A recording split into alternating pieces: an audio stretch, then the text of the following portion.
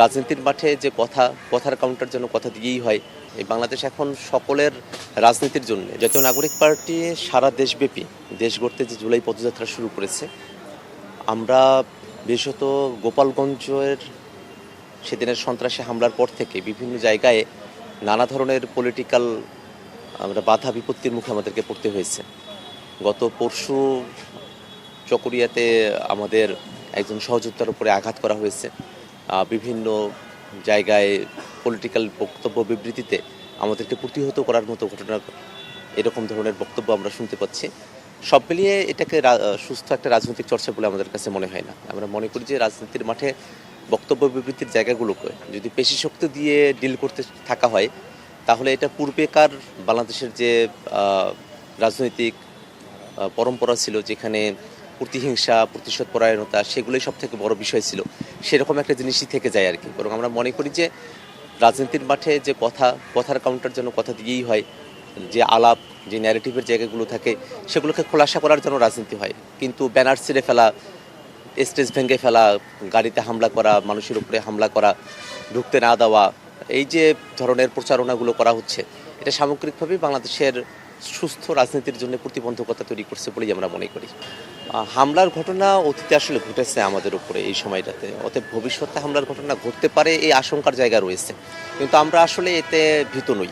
আমরা মনে করি যে হামলাই আসুক বা যে ধরনের বাধা বিপত্তিই আসুক না কেন, আমাদের স্থানীয় নেতাকর্মী এবং আমরা যারা পদযাত্রার বহরের সঙ্গে আছি, আমরা সকলে মিলে সেটাকে উতরে যেতে পারবো ইনশাল্লাহ।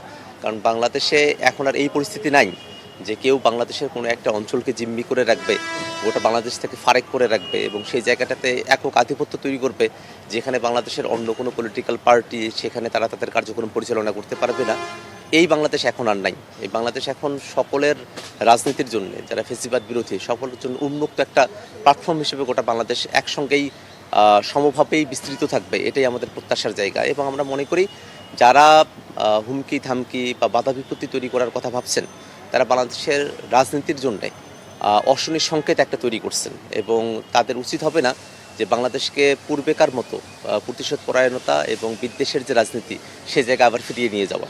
বরং সামনের দিকে এদেশের মানুষ শান্তিপূর্ণভাবে রাজনীতিকে উপভোগ করতে চায়, বাংলাদেশের মানুষ গণতন্ত্রমুখী, তারা যেন তেমনভাবেই সুস্থ প্রতিযোগিতার মধ্য দিয়েই পলিসি নির্ভর একটা রাজনীতির মধ্য দিয়ে বাংলাদেশের ক্ষমতা কাঠামো এটা পরিচালন ব্যবস্থা দেখতে পারে, সেরকম একটা ব্যবস্থার দিকে যাওয়ার জন্যই বাংলাদেশের বিদ্যমান সকল রাজনৈতিক দলের কাছেই আমাদের আহ্বান থাকবে। আমরা শর্তাদিগুলো পূরণ করেই আমাদের ডকুমেন্টসগুলো আমরা সাবমিট করেছি। সেখানে আমাদের গঠনতন্ত্রে একটা স্পেসিফিক ধারা যুক্ত করার ব্যাপারে নির্বাচন কমিশনের তরফ থেকে বলা হয়েছে। আমরা সেটা আমাদের পার্টির ফোরামে আলাপ আলোচনা করে সেই ধারাটি আমরা যুক্ত করব। একই সাথে কয়েকটি ডকুমেন্টসের ক্ষেত্রে, যেমন আমাদের কয়েকটি জায়গায় অফিসের ডিডের ক্ষেত্রে পার্টির নাম সেখানে অন্তর্ভুক্ত করা হয়নি, আমরা সেই অফিস ডিডগুলোকে রিভাইজ করতে দিয়েছি যাতে করে পার্টির নাম উল্লেখ করে অফিস ডিডগুলো সম্পূর্ণ করা হয়। আর দু একটি জায়গায় ডকুমেন্টসের দু একটি পেপারে ঘাটতি রয়েছে, সেগুলোকে আমাদের পূরণ করার জন্য যে সময়টা নির্বাচন কমিশন দিয়েছে, আমরা আশাবাদী যে এই সময়ের মধ্যে আমরা সেই ডকুমেন্টসগুলো সেখানে সাবমিট করতে পারবো। আমাদের পূর্ণাঙ্গ প্রস্তুতি রয়েছে যে কোনো ধরনের ডকুমেন্ট সাবমিট করার ব্যাপারে, কিন্তু কারিগরি ত্রুটির কারণে যদি দু একটি ডকুমেন্টস ঘাটতি পড়ে যায়, সেটাকে আমরা পূরণ করার সক্ষমতা রাখি এবং নির্বাচন কমিশনের নির্ধারিত সময়সীমার মধ্যেই আমরা সেগুলো সাবমিট করব।